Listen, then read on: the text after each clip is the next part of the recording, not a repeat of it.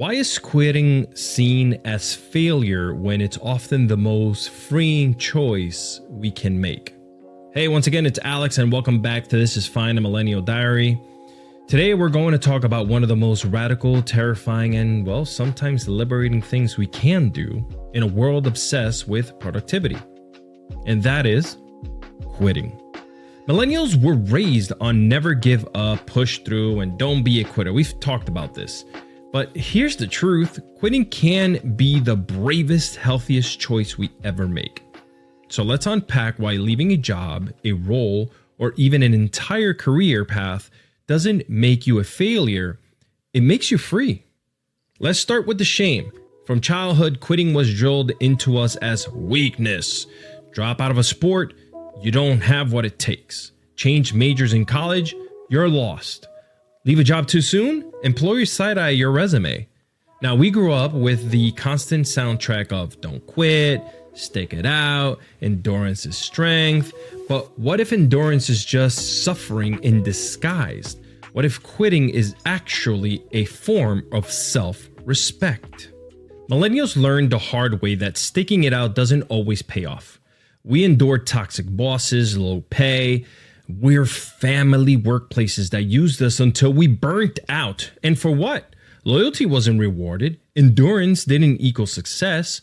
So when we started realizing that, maybe quitting is the point. Maybe walking away isn't running from failure. It's running towards freedom. Now, think back. In the 90s, quitting was always framed as the bad choice in pop culture. Sitcom characters who quit jobs were always the joke. Movies made quitting look like immaturity. But every once in a while, we got a glimpse of the truth. Remember Jerry Maguire, the epic "I'm out, who's coming with me" quitting scene? That hit different because deep down, even as kids, we knew there was power in saying enough.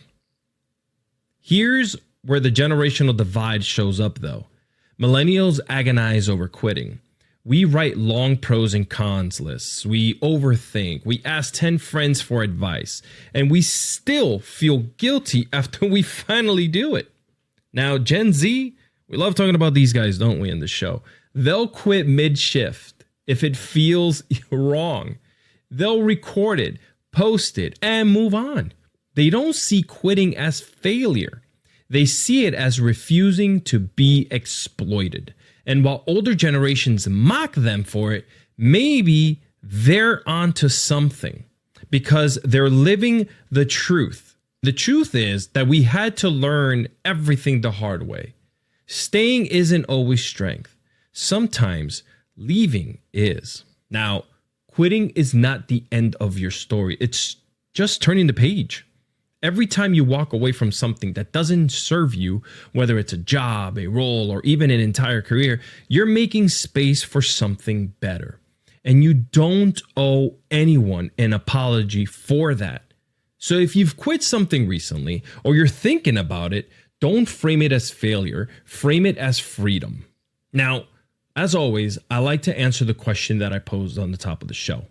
Why is quitting seen as failure when it's often the most freeing choice that anyone could make? And I'll answer that for you. Because society taught us endurance equals worth.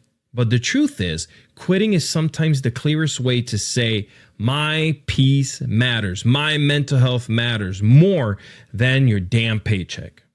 And that, honestly, is strong. Next up, The Office gave me PTSD. We're going to talk about how toxic workplaces leave scars that follow us long after we quit, and how many millennials are still carrying that trauma. So, hit subscribe, share this with someone who's thinking about making the leap, and check out alexiscardoza.com for YouTube and socials and everything in between.